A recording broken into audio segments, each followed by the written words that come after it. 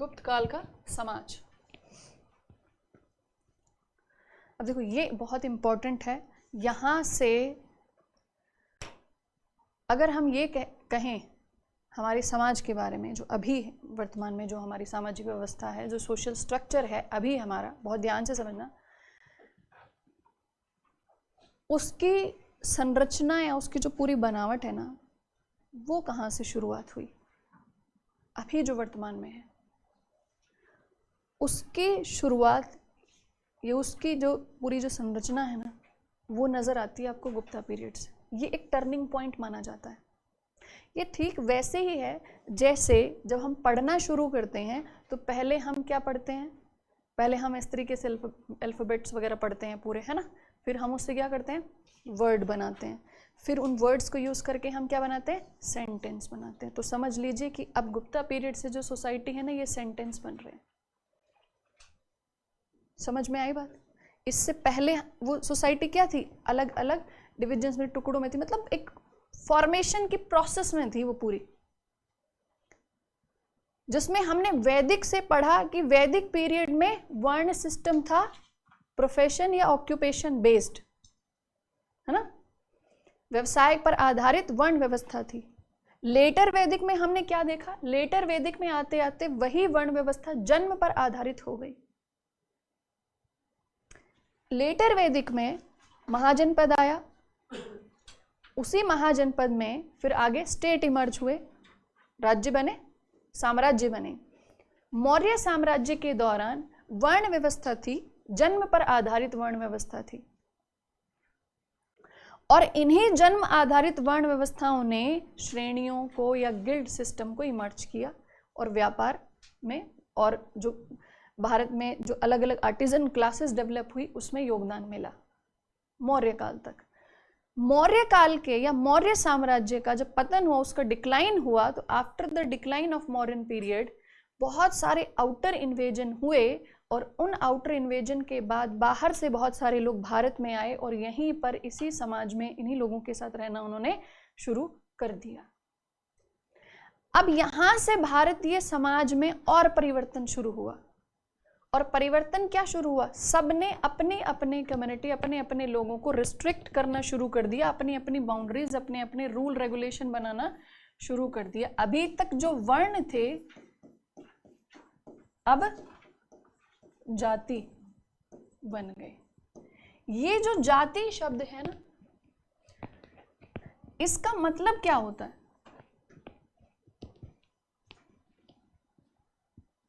ये जो जाति शब्द इस्तेमाल किया गया था, ये भी प्रोफेशन के अकॉर्डिंग इस्तेमाल किया गया था, कि जो काम किया जा रहा है ना, जो भी वर्क किया जा रहा है, जो भी ऑक्यूपेशन है, उसके हिसाब से उसकी पहचान, काम के आधार पर व्यक्ति की पहचान को जाति कहा जाता था। और जो जो व्यक्ति जो जो काम करता था, जो जो समूह जो काम करते थे, उन सभी लोगों के लिए वही उसी तरीके से शब्द बना दी गई कि ये आपके काम की पहचान है। देखो, भले ही जन्म आधारित थी, लेकिन पहचान किससे हो रही थी, काम से हो रही थी।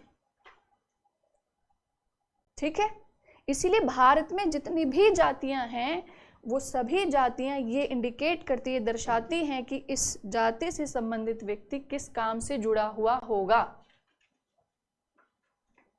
ठीक है, सभी कास्ट। तो कास्ट या जाति का मतलब क्या होता था, ये व्यक्ति के काम की या उसके व्यवसाय की पहचान के लिए ये शब्द था ये। ठीक, लेकिन अब इन्होंने क्या किया, अब मान लीजिए बाहर से जो लोग आए हैं वो भी तो उस काम में शामिल हुए होंगे, कुछ लोग तो शामिल हुए होंगे, लेकिन उन्होंने क्या करना शुरू कर दिया, उन्होंने कहा कि हमारी जो जाति है उसमें मिश्रण नहीं होगा, ना तो दूसरी जाति का मिश्रण होगा, ना बाहर से आए हुए लोगों का मिश्रण होगा। तो अब क्या किया जाए, इन जातियों से संबंधित जो नियम है ना, वो थोड़े कठोर बना दीजिए, थोड़े रिस्ट्रिक्शंस होने चाहिए, रूल रेगुलेशन टफ होने चाहिए, रिस्ट्रिक्ट कर दिया जाए कि ना जाति से कोई व्यक्ति बाहर जाएगा, ना बाहर का व्यक्ति कोई जाति के अंदर प्रवेश करेगा, रिस्ट्रिक्ट कर दिया जाए। ये रिस्ट्रिक्शंस कब से शुरू हुए, ये रिस्ट्रिक्शंस बताइए, कब की बात कर रहे हैं हम पोस्ट मौर्य की बात कर रहे हैं। ठीक है, और यहीं से हम कह रहे हैं कि कास्ट भी इमर्ज हो गया। अब पोस्ट मॉडर्न पीरियड के बाद आया गुप्ता पीरियड। गुप्ता पीरियड किसके लिए जाना जाता है? भारत में ही गुप्त वंश ने अपना साम्राज्य स्थापित किया। बाहर से लोग जिनको आना था पोस्ट मौर्य में आ गए। अब जो साम्राज्य है वो तो देशज है ना, भारत का ही था ना वो तो साम्राज्य। लेकिन हुआ ये कि पोस्ट मॉडर्न पीरियड में ये जो कास्ट सिस्टम इमर्ज हुआ, ये जो रिस्ट्रिक्शन बेस्ड कास्ट सिस्टम या ग्रुप बने, वो गुप्ता पीरियड तक आते आते तो फुल फॉर्म में आ जाएंगे ना। समझ रहे हो कि यहां पे जिन चीजों का इमरजेंस हुआ, जिन चीजों का उद्भव हुआ, कास्ट बनी, ये जब तक गुप्ता पीरियड आएगा तब तक तो अपने कंप्लीट फॉर्म में आ गए, मैच्योर फॉर्म में आ गए। इसका मतलब हम क्या कहेंगे कि यहां तक आते आते जो जाति व्यवस्था थी ना वो बहुत ज्यादा स्ट्रांग हो गई, कास्ट सिस्टम बहुत स्ट्रांग हो गया। और यहां तक आते आते, गुप्ता पीरियड तक आते आते, ये जो कास्ट थी, कास्ट के साथ साथ कुछ सब कास्ट भी इमर्ज होने लगी और पूरा समाज बहुत सारी कास्ट और सब कास्ट में डिवाइडेड दिखाई देने लगा। तो गुप्ता पीरियड में आते आते क्या हो गया था, जो आज जो जाति व्यवस्था है भारत की, इसका जो कंप्लीट फॉर्म है कहां तक आके बना, ये गुप्ता पीरियड तक कंप्लीट फॉर्म में आया। बहुत सारी जातियां, उनके साथ साथ उपजातियां, ठीक है, और उसके साथ साथ वो लोग जिन्होंने अपनी जाति के नियमों से बाहर निकलकर दूसरी जाति में प्रवेश किया या दूसरी जाति के लोगों का मिश्रण किया, ठीक है। अब ऐसे लोगों को पनिश करने के लिए उन्होंने क्या कर दिया, उनको आउटकास्ट डिक्लेयर करना शुरू कर दिया, जाति से बाहर करना उनको शुरू कर दिया। और जब अगर मान लीजिए ये जो मिश्रण था अगर बराबर में हुआ या बहुत कम, अगर बराबर में इन द सेंस कि वो लोग जो ये मानते थे कि ये कास्ट और ये कास्ट, इन दोनों का स्तर लगभग बराबर है, स्तर किस आधार पर देखा जाता था, उनकी सामाजिक और आर्थिक स्थिति के आधार पर। लेकिन अगर कोई एकदम निम्न कास्ट, जो निम्न जाति होती थी, एकदम लोअर कास्ट होती थी, उनके साथ अगर मिश्रण हो गया या शादी हो गई, तो फिर उनको रिस्ट्रिक्ट करने के लिए, ऐसी चीजों को रोकने के लिए, डीमोटिवेट करने के लिए ऐसे से नए नए शब्द आए। उनको अछूत कहा जाने लगा, अनटचेबल कहा जाने लगा, चांडाल कहा जाने लगा। चांडाल का कॉन्सेप्ट तो पहले से भी आ रहा था, लेकिन यहां तक आते आते बहुत ज्यादा बढ़ गई अनटचेबिलिटी और ये जो छुआछूत वाली जो भावना थी लोगों के अंदर, ये ठीक है। तो समाज यहां से पूरी के पूरा जो समाज है, संरचना है, वो इस तरीके की बनी और उसी का प्रभाव अभी तक देखा जा रहा है। इसको इम्प्रोवाइज करने के लिए, इसको सुधार करने के लिए प्रयास तो हुए, लेकिन वो प्रयास कब हुए, बहुत बाद में जाके प्रयास हुए। क्यों नहीं ये उसी समय 100-200 सालों के अंदर अंदर इसको ठीक किया गया, बताओ क्यों नहीं कर पाई इसको ठीक? और क्यों गुप्ता पीरियड के बाद से ये जो रिस्ट्रिक्शंस थे बहुत ज्यादा ही कठोर होते चले गए, सुधार करने के बजाय ये और मजबूत होते चले गए, बताओ क्यों? हाँ, और एग्जैक्टली गुप्ता पीरियड के बाद से जैसे गुप्ता का डिक्लाइन हुआ, गुप्ता का डिक्लाइन किस वजह से हुआ, हूण के आक्रमण के बाद। उनके बाद से 7th सेंचुरी से तो ये जो पूरा नॉर्थ वेस्टर्न इंडिया है हमारा, ये पूरा आउटर इन्वेजन से बहुत ज्यादा सफर किया इस एरिया ने। बार बार जो नॉर्थ वेस्टर्न एरिया है, उत्तर पश्चिमी भाग है भारत का, यहाँ से लगातार आक्रमण होते रहे। 7वीं से लेकर 12वीं शताब्दी तक लगातार आक्रमण हुए। और यहीं से आपको यह भी समझ में आएगा क्यों 7वीं शताब्दी से जब बहुत ज्यादा आक्रमण हुए तो पश्चिम भारत का जो पश्चिमी क्षेत्र है, जैसे हम राजस्थान वाले क्षेत्र में एक नई कम्युनिटी इमर्ज हुई और उसको राजपूत कहा जाने लगा।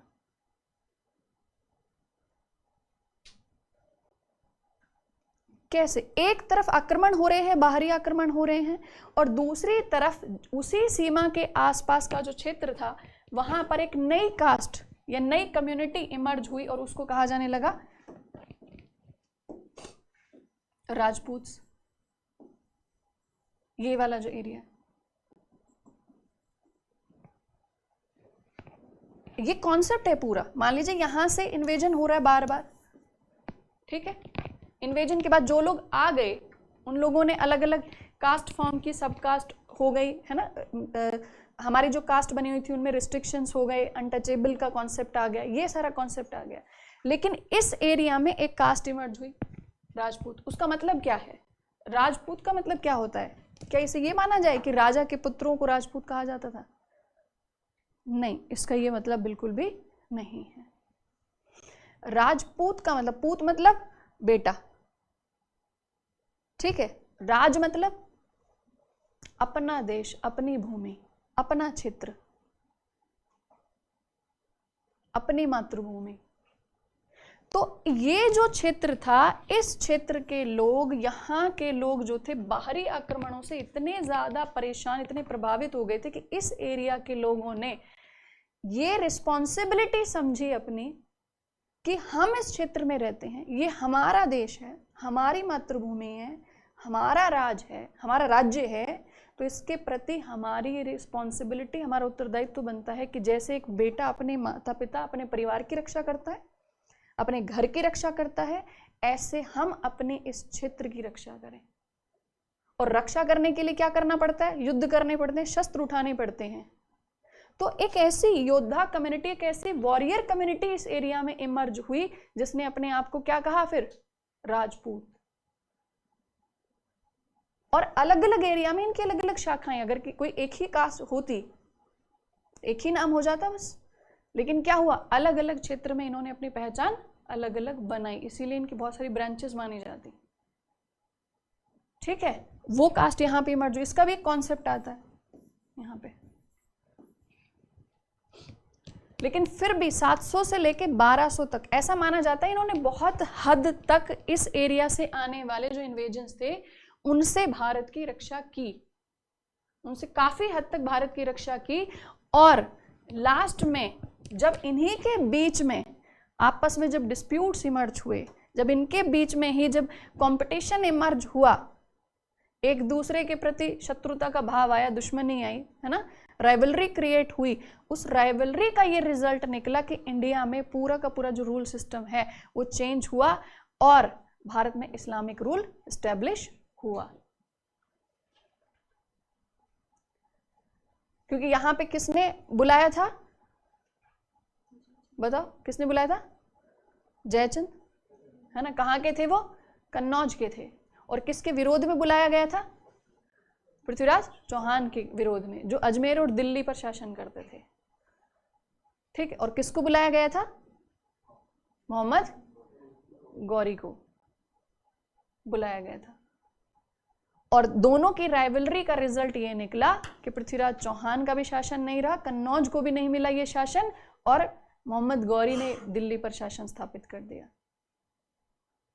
ठीक है। और एक बार रूल एस्टेब्लिश हुआ, उसके बाद से फिर लगभग 1200 से लेकर और 1800 तक जो मेन जो पावर, 1857 तक की मान लीजिए 1857 तक जो मेन पावर रही वो किसके पास रही? जो पावर सेंटर रहा दिल्ली आगरा वाला जो क्षेत्र है, ये किसके कंट्रोल में रहा? इस्लामिक रूलर्स के कंट्रोल में रहा, ठीक है। तो ये कहीं ना कहीं ये जो घटनाएं हैं एक दूसरे से, ये जो इंसिडेंट एक दूसरे से बहुत ज्यादा कनेक्टेड हैं। तो जब हम सोसाइटी की बात करें तो गुप्ता पीरियड का जो टाइम पीरियड है ना, गुप्ता एज जो है, वो हमारे समाज में एकदम से बहुत बड़ा परिवर्तन लाने वाला टाइम पीरियड है समाज के लिए बेसिकली, ठीक है। कि यहां तक आते आते कुछ तो हमें पोस्ट मॉडर्न पीरियड का रिजल्ट देखने को मिला, और इसके बाद की स्थिति तो वैसे ही चेंज हो गई जब बाहर से आक्रमण बहुत ज्यादा होने लगे। अब बाहरी आक्रमण होंगे तो क्या होगा? ये देखो आज भी आप देखते हो, बुरा लगता तो है ये कहने में, आज भी देखते हो कि दुश्मनी कौन करता है? ज्यादातर पुरुष करता है। करता कौन है? पुरुष, है ना, मेल। और दुश्मनी निकलती किसके ऊपर है? महिलाओं के ऊपर। उसका परिणाम किसको भुगतना पड़ता है? महिलाओं को। युद्ध कौन करता है? पुरुष करता है। युद्ध में जब वो पुरुष मर जाते हैं तो उनके परिवार का भरण पोषण करने के लिए, उनको पालने के लिए, उनके बच्चों को पालने के लिए जीवन भर दुख कौन उठा रहा है? भुगत कौन रहा है उसको? महिला। दुश्मनी पुरुषों की, युद्ध करे पुरुष, भुगते कौन? महिला। अब इसीलिए कई बार ये भी होता था, युद्ध में जीतने वाला जो पक्ष होता था वो क्या करते थे, पुरुषों को मारने के बाद उनकी धन संपत्ति तो लूट कर लेकर जाएंगे ना।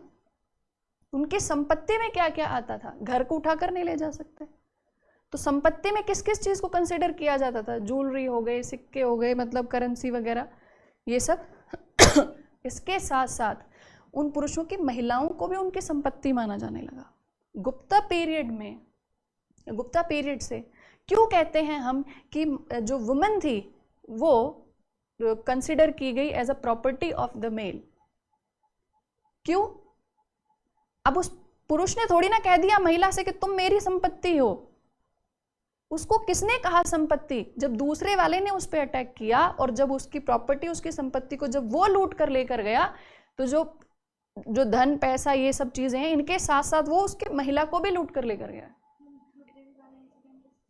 हाँ, वो भी कह सकते, बिल्कुल।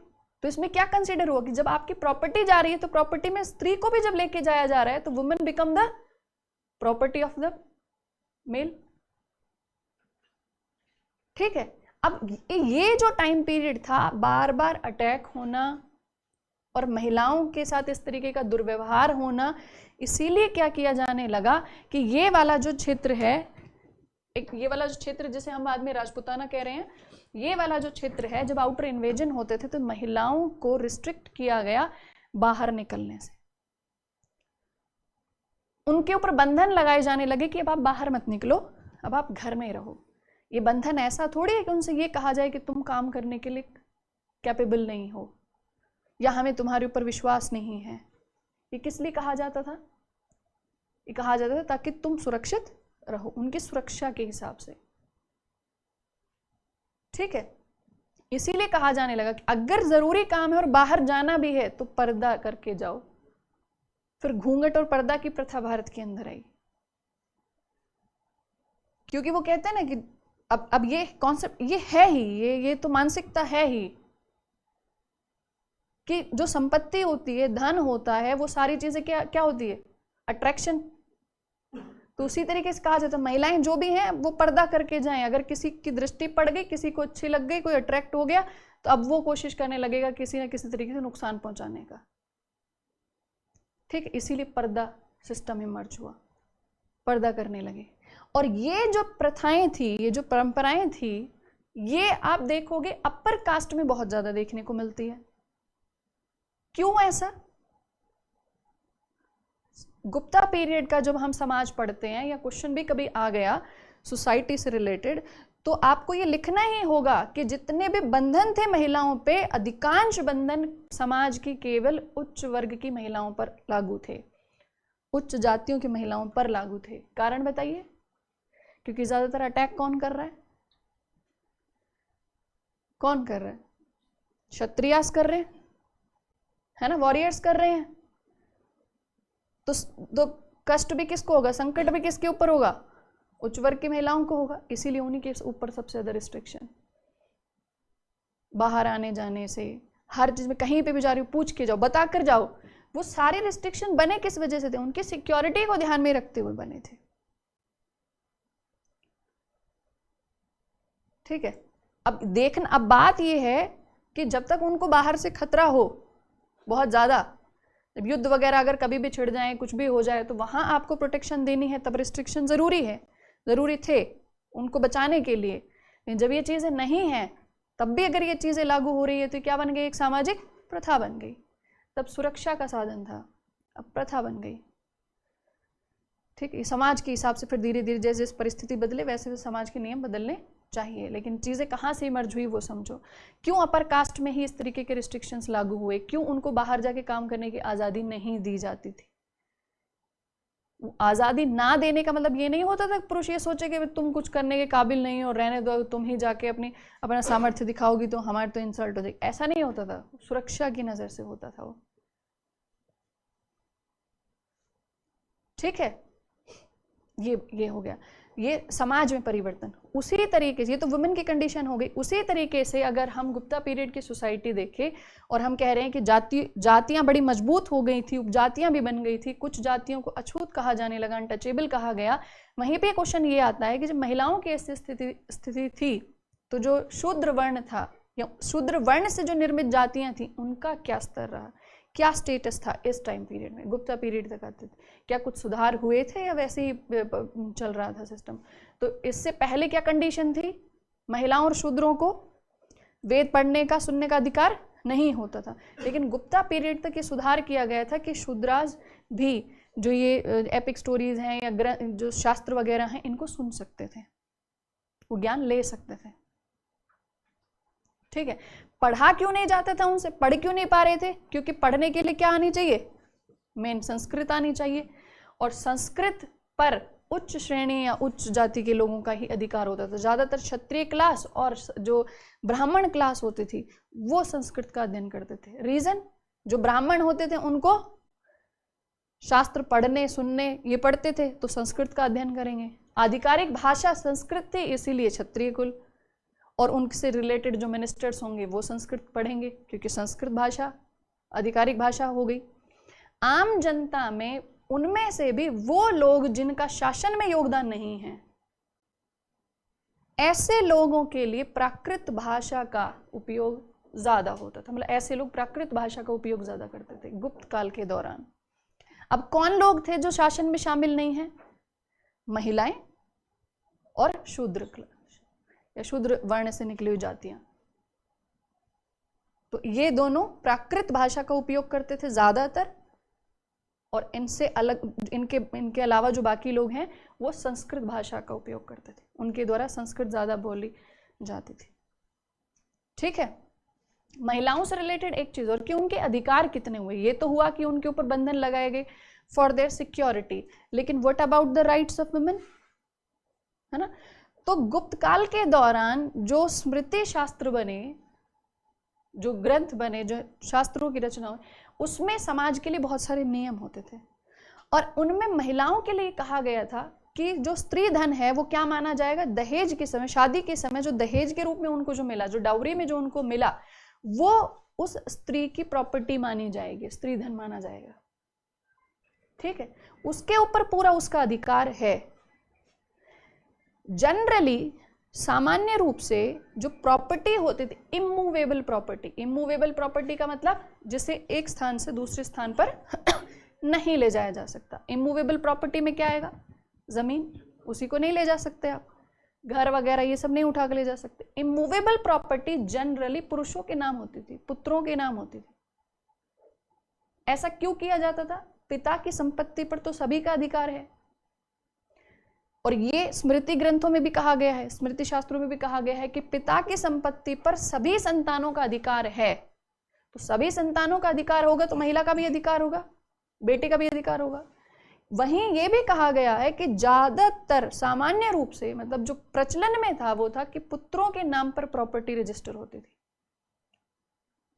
जो संपत्ति के जो अधिकारी माने जाते थे, स्वामी माने जाते थे, वो होते थे पुरुष।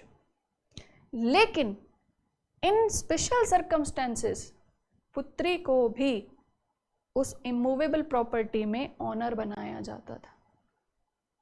ये बात कैसे कह सकते हैं हम, क्योंकि इन्हीं शास्त्रों में ये लिखा गया है कि महिला भी अपनी जो इमूवेबल प्रॉपर्टी है उसको सेल कर सकती है अपनी इच्छा से।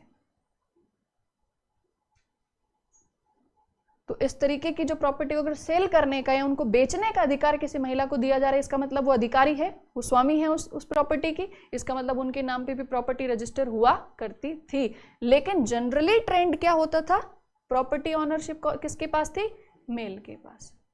लेकिन ऐसा नहीं महिलाओं को बिल्कुल रिस्ट्रिक्ट किया गया, ऐसा नहीं। अच्छा, अब ये बताओ कि ज्यादातर मेल कैंडिडेट के नाम पे ही प्रॉपर्टी क्यों रजिस्टर हुआ करती थी, महिलाओं को प्रॉपर्टी क्यों नहीं दी जाती थी, और दहेज क्यों दिया जाता था, डाउरी क्यों दी जाती थी, बताइए। वो सही थी कि गलत थी, बताओ। सोसाइटी का क्वेश्चन है, इंडियन सोसाइटी का, बोलो।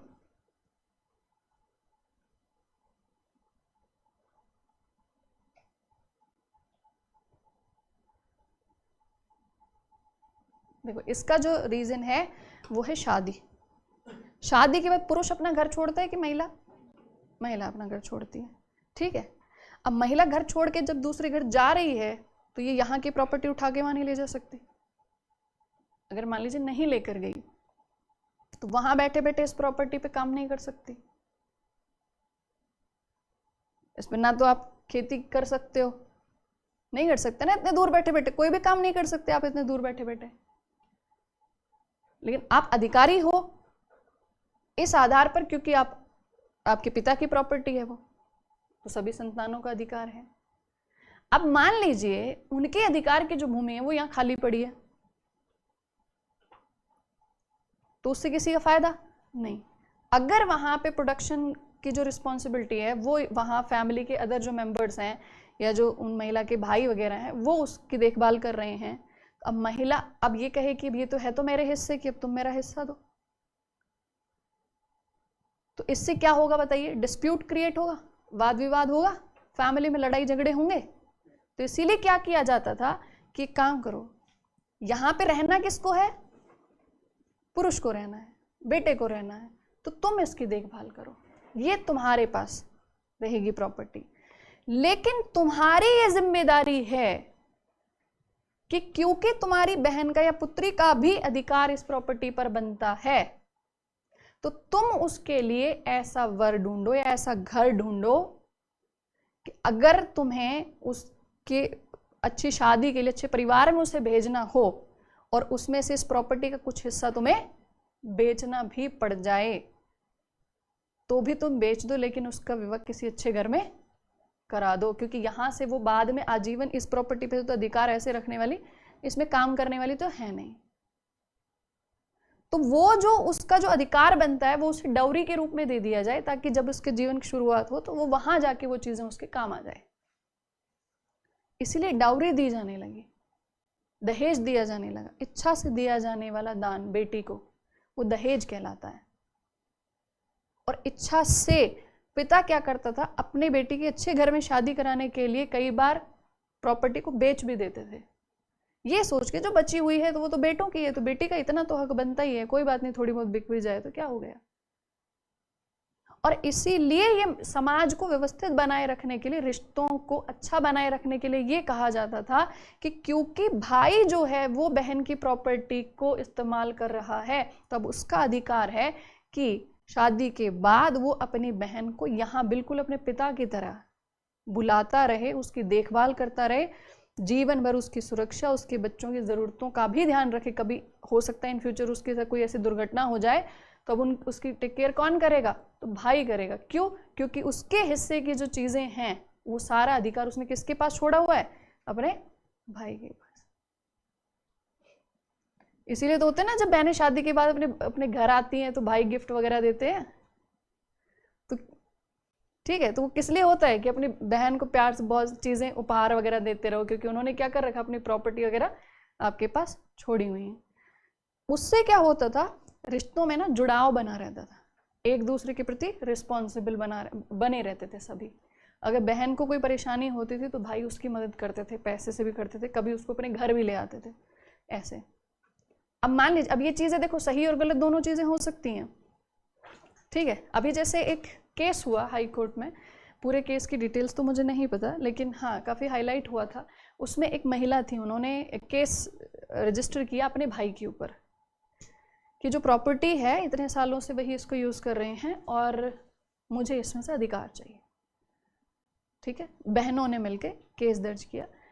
अब इतने सालों से भाई जो है काफ़ी सारी जिम्मेदारी भी उठा रहे थे, काफ़ी दान दहेज वगैरह भी देकर अच्छे परिवार में शादी वादी भी हो गई सब कुछ, और बाद में उन्होंने कहा कि हमें प्रॉपर्टी में से हिस्सा चाहिए, हमारा अधिकार बनता है, तो प्रॉपर्टी हमारी हिस्से की हमारे नाम पे रजिस्टर हो जाए, ठीक। अब भाई का जो उसने जो खर्चा वगैरह किया वो तो उसी के ऊपर आया, ठीक है। अब जज ने बहुत अच्छा उसने जजमेंट दिया। उन्होंने कहा कि देखो भाई ने जो आपके लिए किया वो तो सब आप भूल चुके हो, वो तो उसकी जिम्मेदारी बना दी। हालांकि आप सब बराबर ही हो गए हो, आप लोग भाई बहन सब बराबर ही हो गए हो, तो फिर अब इनके ऊपर रिस्पॉन्सिबिलिटी किस बात की हो? तो जो इन्होंने किया वो तो फिर आपके ऊपर कर्जा हो गया, समझ रहे हो ना। फिर रिस्पॉन्सिबिलिटी तो खत्म है, आपने रिस्पॉन्सिबिलिटी नहीं देखी, आपने अपने अधिकार देख लिए। पर चलो कोई बात नहीं, हम आपके हिस्से करा देते हैं, प्रॉपर्टी आपके नाम रजिस्टर हो जाएगी। साथ साथ में एक और आदेश जाएगा, आप अपने ससुराल में जो आपकी प्रॉपर्टी है तो वहां पे भी बहनें होंगी आपके पतियों की, तो वहां पे प्रॉपर्टी के हिस्से होंगे आपके पति के बहनों के पास जाएंगे। तो बहनें बोले हम उनका इतना कर रहे हैं, तो उन्होंने कहा पर तुम्हारा भी तो किसी ने किया है। अब यार अब देखो ये जो समाज की परंपरा में एक तरफ अब इन चीजों पर डिस्कशन करते हैं तो एक तरफ ये समझ में आता है कि भाई जो जिसका जितना हिस्सा बनता है अपना अपना हिस्सा लो और अलग अलग रहो, किसी का किसी के प्रति कोई रिस्पॉन्सिबिलिटी नहीं, कोई जिम्मेदारी नहीं। और दूसरा क्या बनता है, क्या ये जो प्रथा थी ये समाज में रिश्तों में एक अच्छा एक रिलेशन बनाए रखने के लिए नहीं थी क्या ये परंपराएं? बताओ, ऐसे रिश्ते ही खत्म हो जाएंगे। जो एक दूसरे के प्रति जो जिम्मेदारी का भाव होता है वही खत्म हो जाएगा, लालच नहीं। लेकिन भाई को भी ये रखना चाहिए कि अगर मुसीबत है तो आप उसकी पूरी मदद करो। अगर दूसरे घर में जहाँ पे वो गई हैं वहाँ उनको बहुत ज़्यादा ज़रूरत है तो आप उनकी मदद करो। रिश्तों में एक दूसरे के लिए रिस्पॉन्सिबल बनाए रखने के लिए, प्यार बनाए रखने के लिए इस तरीके की व्यवस्था की गई थी समाज में उस समय। अभी क्या, अभी लालच है। अभी लालच क्या है, और महिलाएं ही महिलाओं की दुश्मन होती है, क्लियर बोल रही हूं मैं। अभी क्या होता है, शादी कर देना, एक बार दे दिया दान, दे जो दे दिया, अभी कितनी बार आती रहोगी, बार बार ही आ जाती हो मिलने। ठीक है, तो बहनों को जब ये फील होने लग जाता है अच्छा अब हमारे आने से दिक्कत हो गई, तुम्हें जाते वक्त एक साड़ी और 1500 रुपये पकड़ाने तुम्हें उसमें दिक्कत हो रही, फिर वो हिसाब करने बैठती है कि साल भर में मेरे हिस्से का कितना पैसा आप इस्तेमाल कर रहे हो।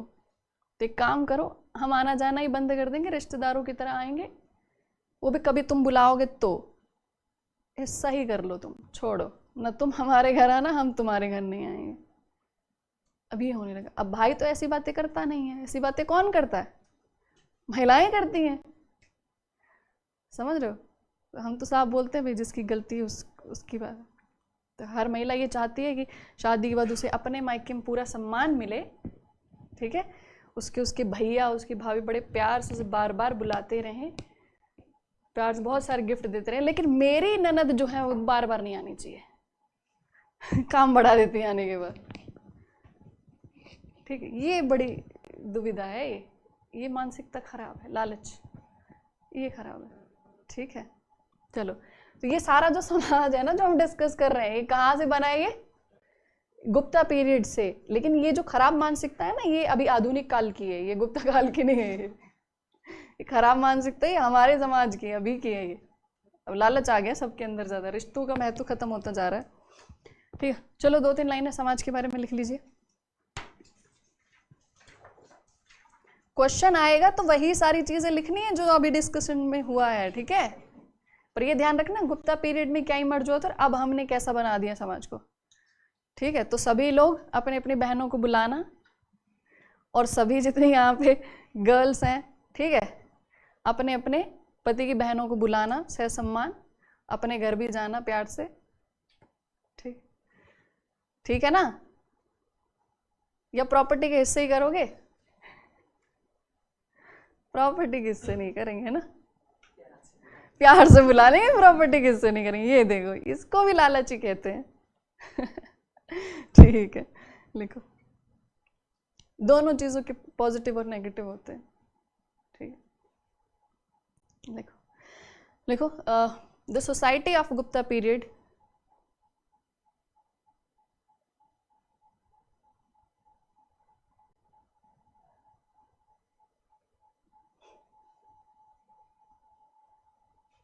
was divided on the basis of various caste, divided on the basis of various castes,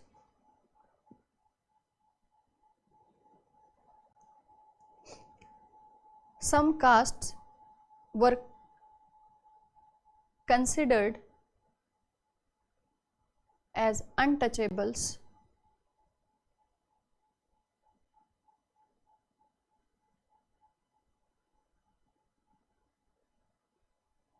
and the mixture of castes were prohibited. Hindi में लिख लीजिए। गुप्त काल का समाज विभिन्न जातियों में विभाजित था।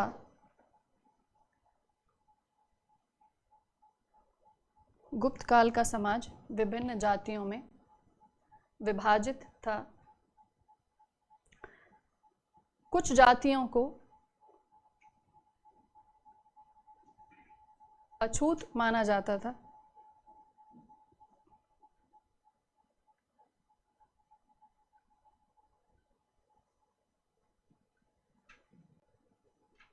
समाज में जातियों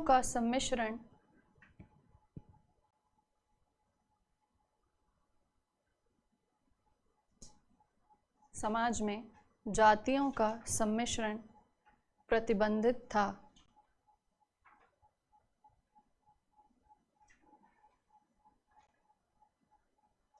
अब एक शॉर्ट हेडिंग बनाइए, the women's status in the society या विमेन्स पोजीशन, महिलाओं की स्थिति।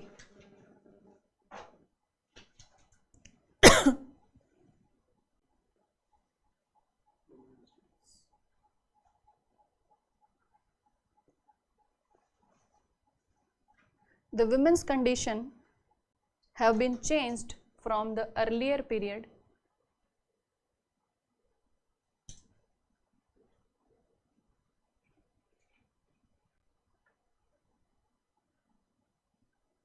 the women's condition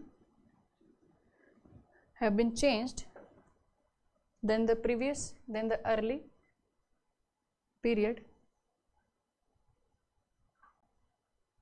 These changes and restrictions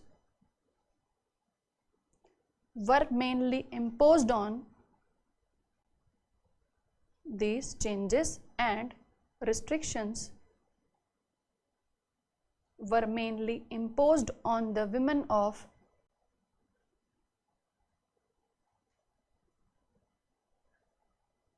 upper varna, on the women of upper varna और upper caste। हिंदी में लिख लीजिए।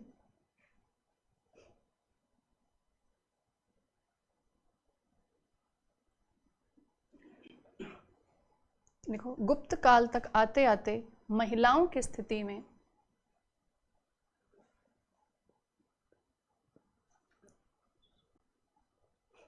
काफी परिवर्तन हुआ।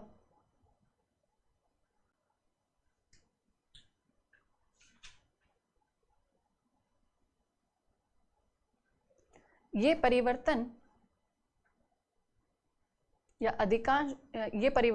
एवं प्रतिबंध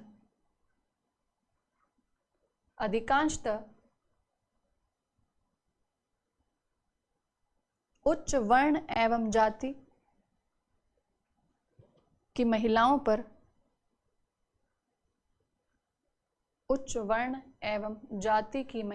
पर लागू किए गए थे।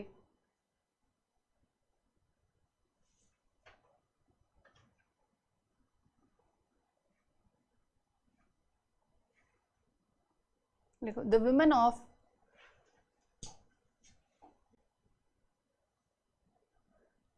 lower varna and caste were free to work outside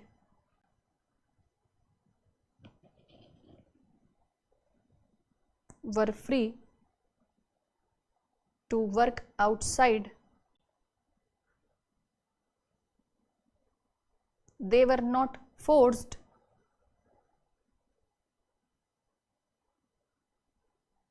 to use parda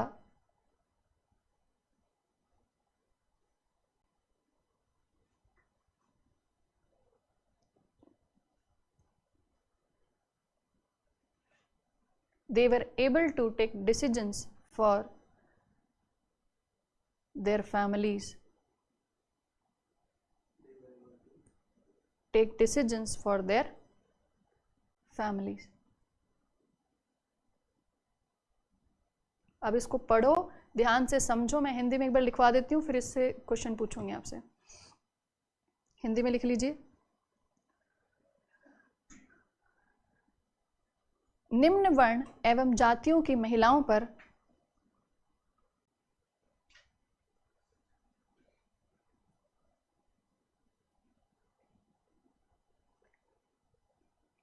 ये प्रतिबंध लागू नहीं थे,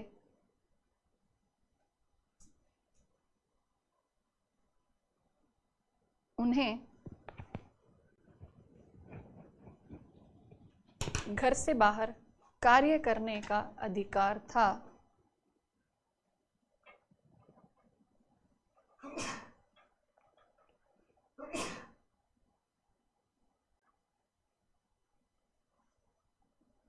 अपने परिवार के लिए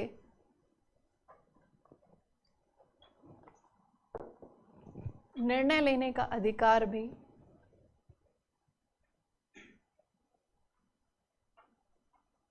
था।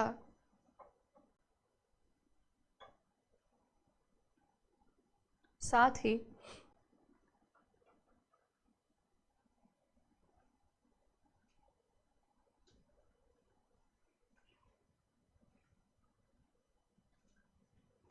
उन पर पर्दा प्रथा भी